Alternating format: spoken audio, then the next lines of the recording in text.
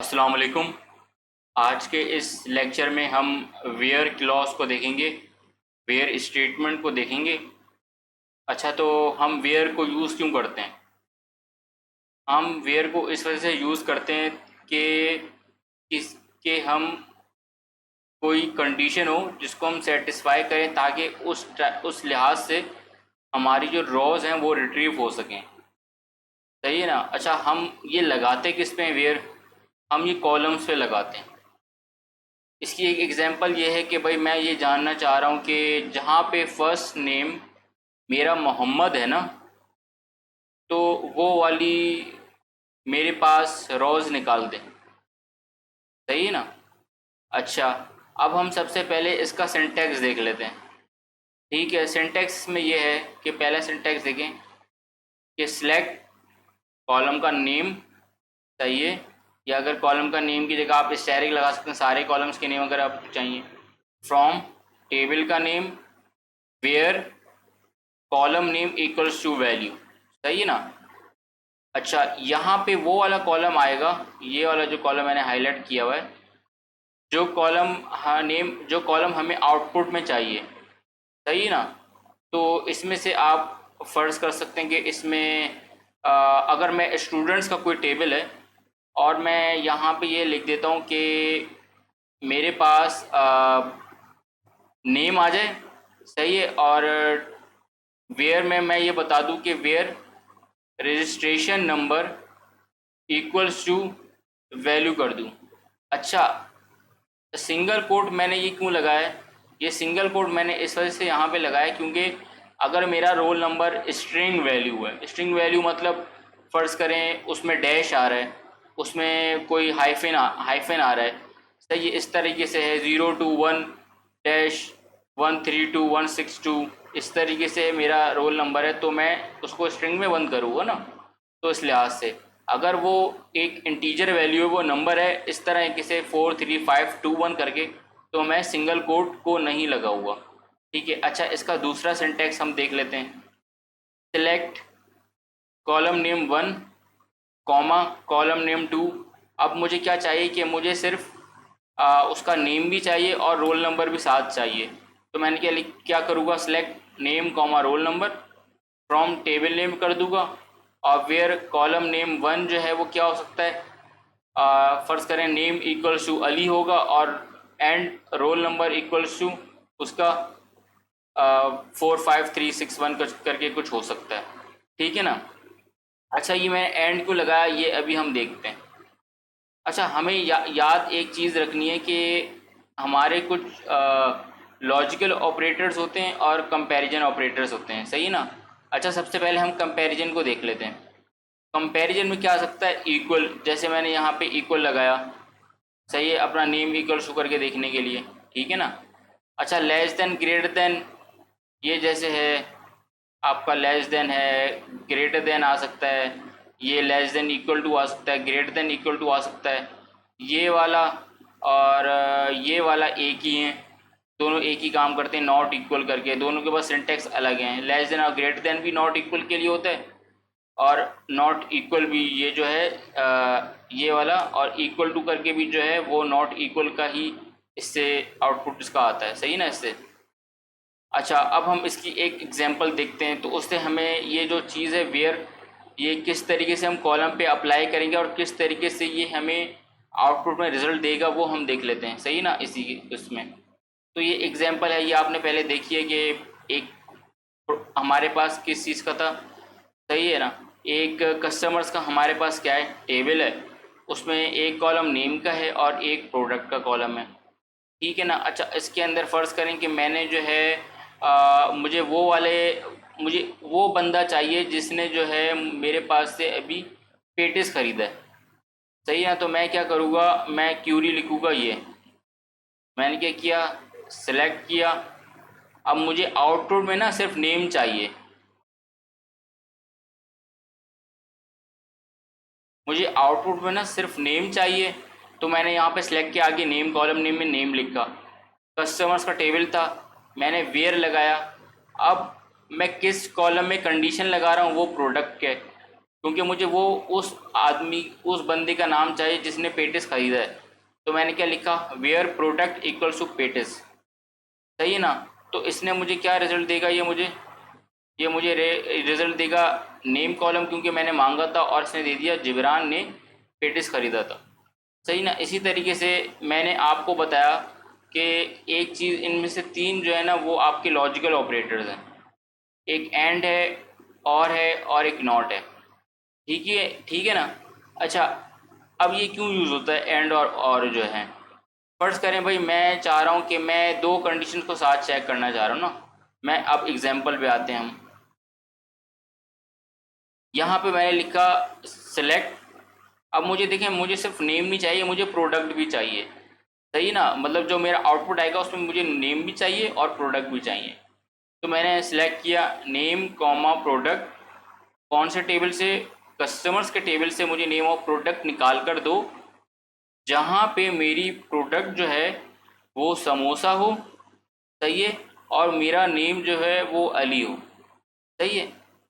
अच्छा, तो उसने मुझे आउटपुट में क्या दिया, मुझे नेम और प्रोडक्ट दे दिया, क्योंकि मैंने इससे यही मांगा था। और उसने यहाँ पे अली और समोसा दे दिया। अगर मैं इससे बोलता कि and name equals to Ali हटा देता, तो वो मुझे आउटपुट में क्या देता, वो मुझे अली भी देता और वो मुझे विसाम भी दे देता। ठीक है ना। अच्छा, तो अब हम क्या करते हैं, अब हमने जो भी ये चीज़ पढ़ी है वेयर स्टेटमेंट के बारे में, हम इसको प्रैक्टिकल इसका करके देखते हैं, तो हमें ज़्यादा चीज़ें जो हैं अच्छे उसमें समझ में आएंगी। पीजी एडमिन में आ गए हम, सर्वर्स में चले जाते हैं। डीवीडी रेंटल पे राइट क्लिक कर कीजिए आप, क्यूरी टूल में चले जाइए। अच्छा, अब हम करते हैं, एक काम करते हैं कि हम जो हैं सबसे पहले फिल्म्स का ही देख लेते हैं। सही है ना। अच्छा चलें, एक काम करते हैं, सिटी से हम शुरू करते हैं, सिटी से स्टार्ट करते हैं। सबसे पहले तो मैं काम करता हूँ कि मैं जो डेटा है ना वो देख लेता हूँ कि सिटी के अंदर क्या क्या पड़ा हुआ है। तो मैं सारे कॉलम्स निकालना चाह रहा हूँ, सारा डेटा चाह रहा हूँ अभी मैं भी। F5 प्रेस करेंगे आप, तो मेरे पास ये सारा डेटा आ गया। ठीक है ना। मेरे पास आ गया, सिटी आईडी है, इसमें सिटी है और कंट्री आईडी और लास्ट अपडेट है। अच्छा, अब मैं ये चाह रहा हूँ कि मेरे पास सब डेटा दो, लेकिन सिर्फ उसका दो जहाँ पे मेरे पास सिटी की वैल्यू जो है ना। अच्छा, इसको आप एक काम करें कि हम जो है इसको दो लाइनों में कर लेते हैं। ठीक है ना। अच्छा, अभी ये मैं क्या कह रहा हूँ कि मुझे सारा डेटा ला के दे दो सिटी के टेबल से, लेकिन कहाँ, कौन सी वाली, उससे जहाँ पे जो सिटी का कॉलम है ना उसमें से जो वैल्यू है वो अब्बू धाबी जो है उसके बराबर होनी चाहिए। मुझे सारा डेटा लाके दे दो सिटी के टेबल में से जहाँ पे मेरी सिटी के कॉलम की जो वैल्यू है ना वो अबू धाबी के बराबर है। तो अब मैं क्या करता हूँ, मैं इसको F5 दबा देता हूँ। तो देखें इसने मुझे क्या लाके दे दिया, सारे कॉलम्स लाके दे दिए, सिटी आईडी भी लाके दे दिया, सिटी भी लाके दे दिया, कंट्री आईडी भी लाके दे दिया, लास्ट अपडेट भी लाके दे दिया। और इसने देखा कि सिटी के कॉलम में क्योंकि मैंने अबू धाबी डाला हुआ है तो सिर्फ अबू धाबी का डेटा ये उठा के लेकर आया। ठीक है ना। अच्छा चलें, इसको वो करते हैं। अब हम एक काम करते हैं कि हम देखते हैं कि कस्टमर्स के टेबल में आते हैं। पहले मैं देख लेता हूँ कि कस्टमर के टेबल में मेरे पास क्या क्या पड़ा हुआ है। सही है। मैंने F5 दबाया तो इसने दे दिया। अच्छा, अब मेरे पास एक फ़र्स्ट नेम है और एक कुछ लास्ट नेम है। ठीक है ना। और एक ईमेल है। ठीक है ना। अच्छा, अब मैं काम करता हूँ कि, अच्छा पहले मैं एक चीज़ दिखाता हूँ कि, अच्छा मुझे दे दो अपना फर्स्ट नेम। मैं चाह रहा हूँ कि वो मुझे रिज़ल्ट में दे, और मैं चाह रहा हूँ कि लास्ट नेम भी दे। सही है, लेकिन उसकी एक कंडीशन लगा रहा हूँ मैं कॉलम पे कि जहाँ पे मेरा लास्ट नेम जो है वो बराबर होना चाहिए किसके, जॉनसन के। ठीक है ना। तो अब मैं क्या करूँगा, मैं F5 दबाऊँगा। तो उसने मुझे दे दिया कि लास्ट नेम जहाँ पे जॉनसन है, ठीक है ना। अच्छा जी। अच्छा, अब मैं एक और चीज़ चाह रहा हूँ कि मैं चाहता हूँ कि इसमें वो दो कंडीशंस लगाए, ठीक है ना। अच्छा, मैं पहले एक काम करता हूँ कि सारा डेटा वापस से लेकर आता हूँ। अच्छा, अब मैं इसमें एक लॉजिकल ऑपरेटर को यूज़ करके आपको दिखाता हूँ, सही ना। मैंने इसको बोल दिया कि मेरे पास मुझे सिर्फ रिजल्ट में फर्स्ट नेम दो और लास्ट नेम दे दो, सही है ना। और मैंने इसको कह दिया जहाँ पे मेरे पास वेयर की वैल्यू जो है वो होनी चाहिए आपकी, उसकी मैं यहाँ पे बताता हूँ ईमेल ना। अच्छा, ईमेल जो है मैं यहाँ पे इसको कॉपी कर लिया मैंने, यहाँ पे ये लिख दिया।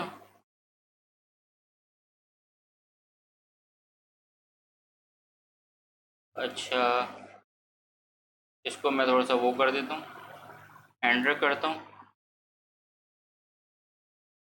और यहाँ पे कह देता हूँ और जहाँ पे ईमेल की वैल्यू जो है इसमें एक और कर लिख देता हूँ मैं, ठीक है।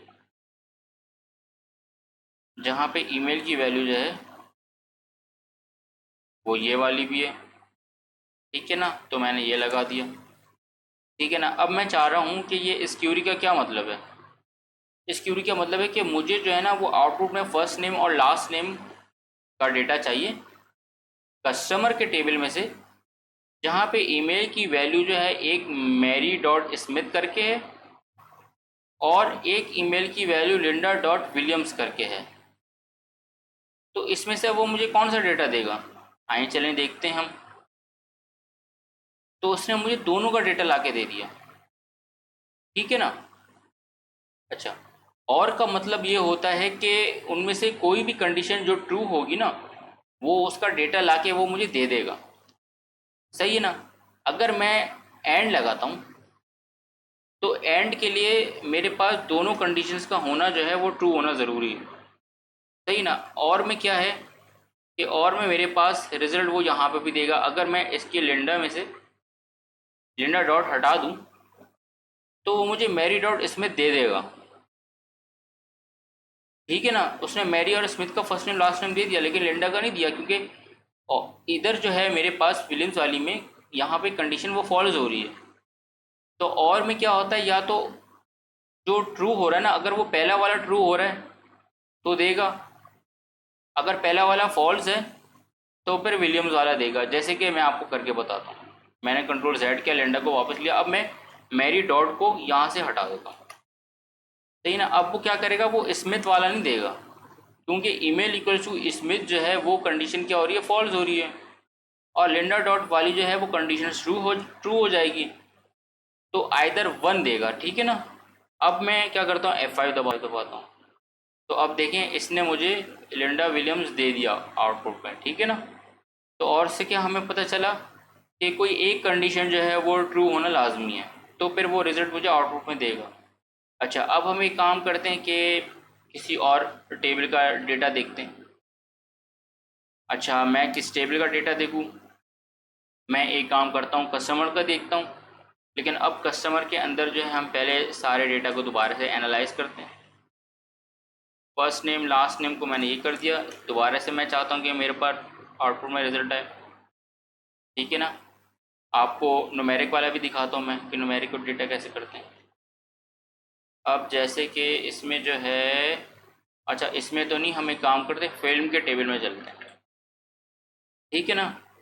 अच्छा, फिल्म का डेटा लेकर आया तो फिल्म के डेटा के अंदर ना एक वैल्यू है रेंटल ड्यूरेशन, सही ना। अब मैं चाह रहा हूँ कि मेरे पास वो वाली फ़िल्म दे, सही है। अच्छा, मैं चाहता हूँ कि मैं देख लेता हूँ कि फ़िल्म का जो नेम है वो कौन से उसमें वो टाइटल के अंदर है फ़िल्म के नेम। मैं चाहता हूँ कि यार फ़िल्म के टेबल में से ना सिर्फ मुझे टाइटल निकाल के दो, जहाँ पे मेरे पास जो रेंटल ड्यूरेशन की वैल्यू है या तो वो ग्रेटर देन इक्वल टू 5 है, ठीक है ना। या वो रेंटल ड्यूरेशन जो है वो क्या है, लेस देन इक्वल टू 7 है। मतलब अब वो 5 देगा और 7 देगा और उसके दरमियान की वैल्यू वो दे देगा। वो वाली मूवीज़ देगा जिनमें रेंटल ड्यूरेशन जो है वो 5 के बराबर या 5 से बड़ी हैं, और जिधर उसी रेंटल ड्यूरेशन की जो वैल्यू है वो 7 के बराबर है या 7 से छोटी हैं, तो वो वाली फिल्म्स मुझे वो ला के दे देगा। मैं F5 दबाता हूँ, मैंने F5 दबा दिया। अब मेरे पास सिर्फ वो मूवीज़ आ रही हैं जिनमें रेंटल ड्यूरेशन की ये कंडीशन जो है वो सेट होती है। अच्छा, अब मैं ये चाह रहा हूँ कि यार मुझे तो मुझे फ़िल्म के नाम नहीं चाहिए, मुझे चाहिए कि कितनी फिल्म्स हैं जो इस कंडीशन को मैच कर रही है। ठीक है ना, तो मैं क्या करूँगा, हमने पिछले लेक्चर में पढ़ा था, मैं इसको काउंट के फंक्शन के अंदर बंद कर दूँगा। ठीक है ना, अब मैं करूँगा F5, मैंने F5 प्रेस किया तो 594 मेरे पास मूवीज़ हैं जिनकी रेंटल ड्यूरेशन 5 के बराबर होगी या तो बड़ी होगी उससे, या 7 के बराबर की है तो 7 से छोटी होगी। ठीक है ना, तो आज के लेक्चर के लिए इतना ही रखते हैं। अच्छा, आज के लेक्चर में हमने क्या पढ़ा, हमने सबसे पहले वेयर क्लॉज को देखा कि वेयर क्लॉज क्यों यूज़ किया जाता है। सही है, हम वेयर क्लॉज को इस वजह से यूज़ कर सकते हैं कि हम किसी कंडीशन को सेटिस्फाई कर सकें। ठीक है ना, और उसके लिहाज से हमें रिकॉर्ड आउटपुट में मिले। ठीक है ना, हम कंडीशन को सेटिस्फाई करते हैं और उसके रिज़ल्ट में हमें डेटा का रिकॉर्ड मिलता है, हम डेटा रिट्रीव कर सकते हैं। सही है ना, हमने वेयर के स्टेटमेंट का सिंटैक्स हमने देखा। ठीक है ना, हमने कंपैरिजन एंड लॉजिकल ऑपरेटर्स को देखा कि न्यूमेरिक वैल्यू में आप सिंगल कोड को नहीं लगाते, और जो आपके पास स्ट्रिंग वैल्यू होती है उसमें आप सिंगल कोड को लगाते हैं। हमने लॉजिकल ऑपरेटर्स में देखा कि एंड में फ़र्क क्या था और में फ़र्क क्या था। सही है ना, तो आज के लेक्चर में हम इतना ही रखते हैं। सही है, नेक्स्ट लेक्चर में हम ऑर्डर बाय को देखेंगे, ऑर्डर बाय स्टेटमेंट को देखेंगे कि वो कैसे यूज़ होती है। तो इस वीडियो को लाइक ज़रूर कर देना, मेरे चैनल को सब्सक्राइब करना ना भूलना। अल्लाह हाफ़िज़।